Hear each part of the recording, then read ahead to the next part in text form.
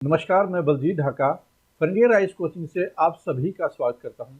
और इस प्रेजेंटेशन में हम लॉन्च कर रहे हैं एचसीएस मेंस के लिए।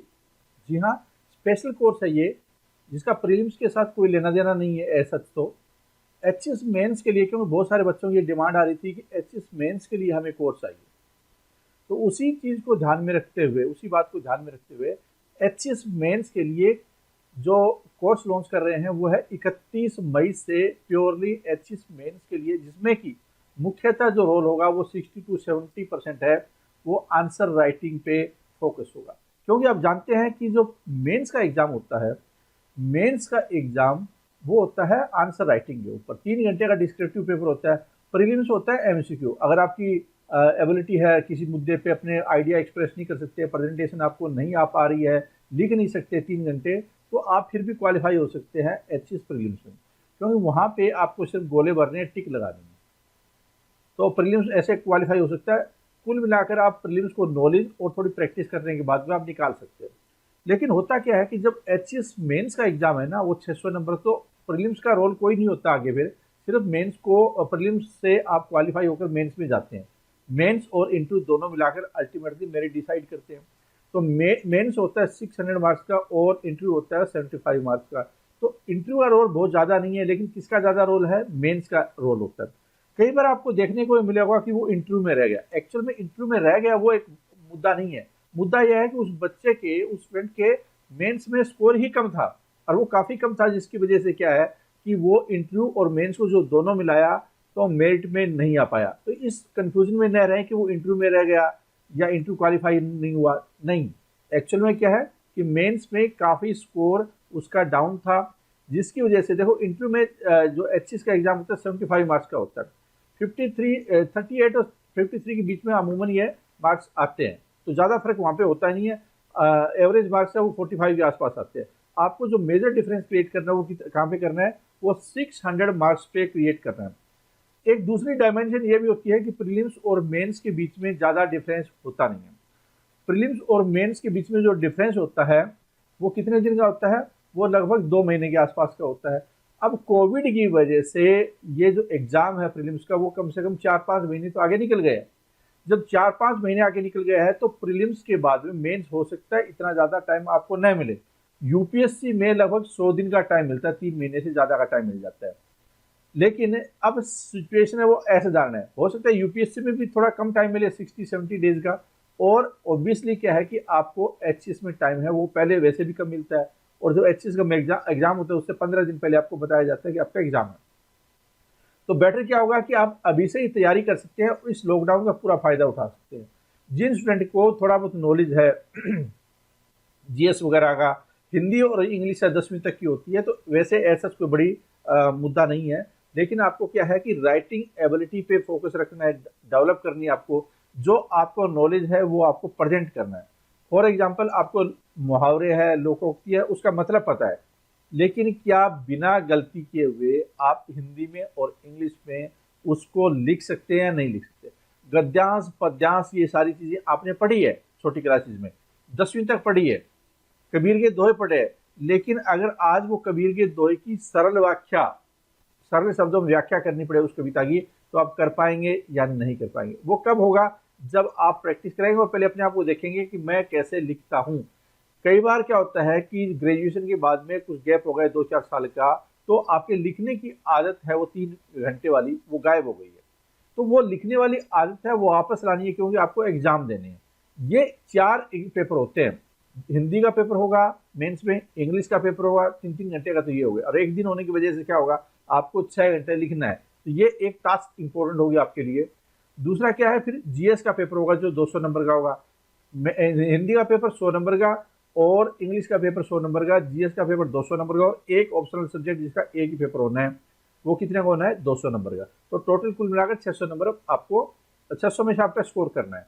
तो ये 600 में से स्कोर ही एक्चुअल में आपको जज करेगा कि आप एचसीएस बन पाए या नहीं बन पाए, या आप मेरिट में एग्जीक्यूटिव ब्रांच में एसडीएम बन पाए या छोटे वाली पोस्ट पर रह गए। तो ये अल्टीमेटली 600 मार्क्स ही आपको डिसाइड करने हैं।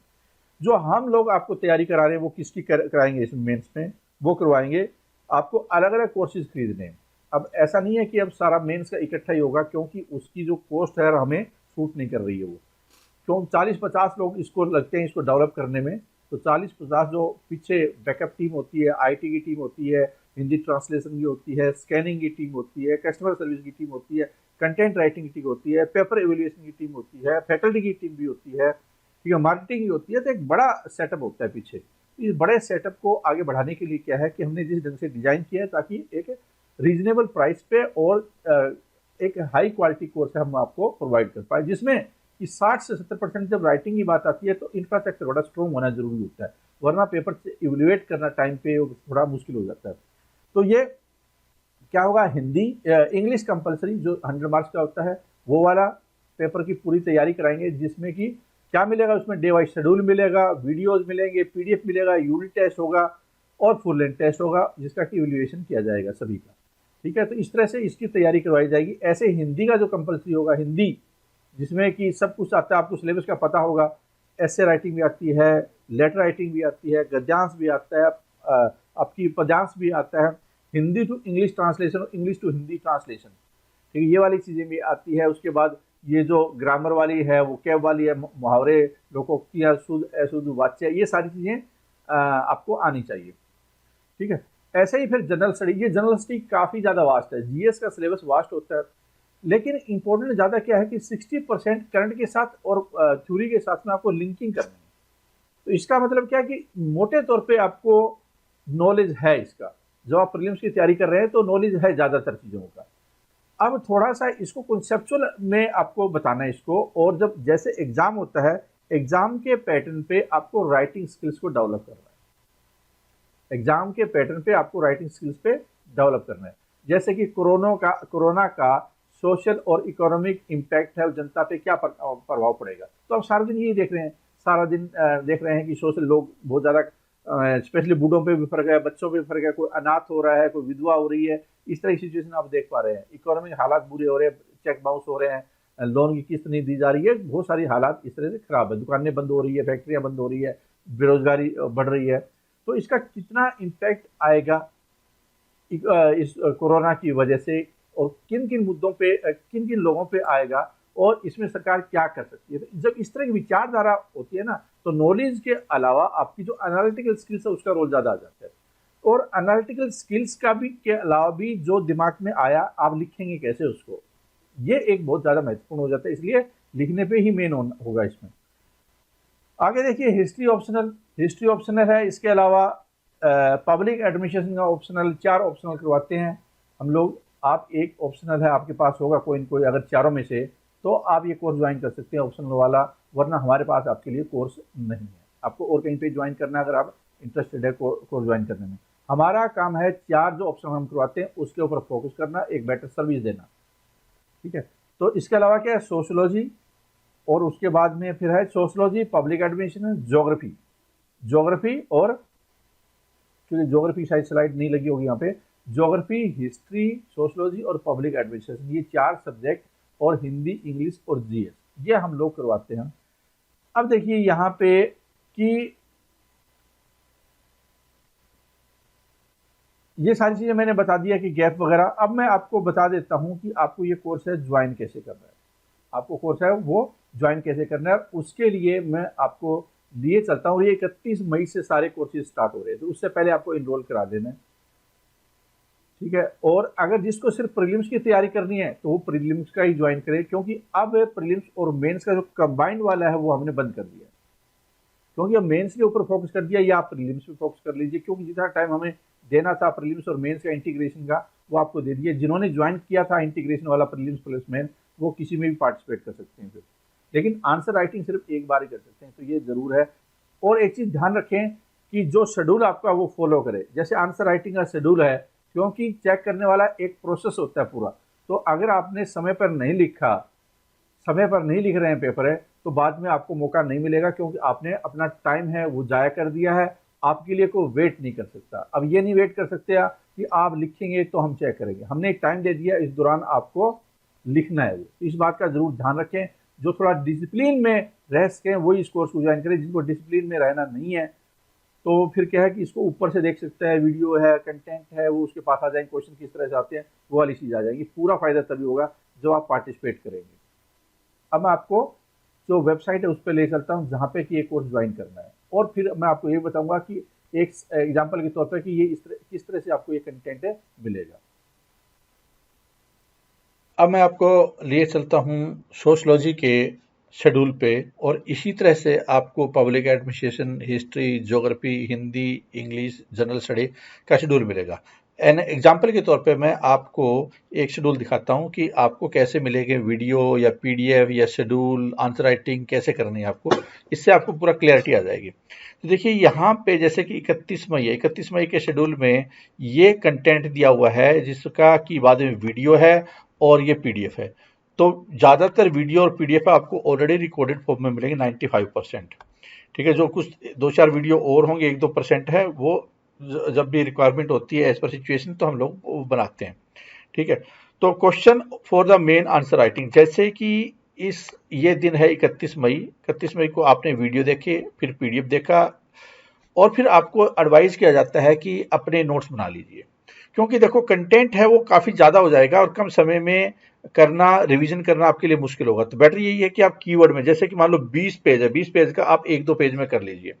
हो सकता है वो आपको ही समझ में आए, क्योंकि आप कीवर्ड में लिखेंगे, बहुत छोटा छोटा लिखेंगे, काम की बात लिखेंगे, जो आप लिख सकते हैं आंसर राइटिंग में, वही चीज़ आप लिखने की कोशिश कीजिए। तो वो आपके लिए बहुत ज़्यादा इंपॉर्टेंट है, ताकि बाद में आप अपने आप रिवाइज कर पाएँ। अब देखिए आगे जैसे आप चलते जाएंगे, हर रोज का शेड्यूल इस तरह से आपको नजर आएगा, जैसे 2 और 3 को कुछ नहीं है, जिससे कि आप पहले जो बच्चे समझ नहीं पाएंगे, स्टार्टिंग में थोड़ी दिक्कत आएगी उनको कि उनको भेजना कैसे है।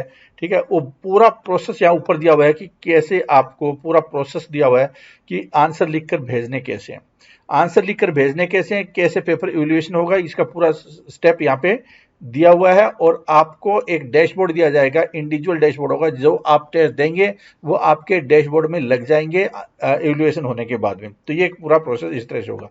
फिर देखिए जैसे 3 तारीख को है, 4 तारीख को है, 5 तारीख को है, आंसर राइटिंग है, या तो सेक्शनल टेस्ट होंगे या यूनिट टेस्ट होंगे। इस केस में यहाँ पे यूनिट टेस्ट नजर आ रहे हैं आपको, और ये क्या है, ये वीडियो नजर आ रहे हैं। तो जैसे ही आप खोलेंगे इस तरह से आपको वीडियो नजर आएगा। हमारे सैंपल वीडियो आपको यूट्यूब में मिलते हैं।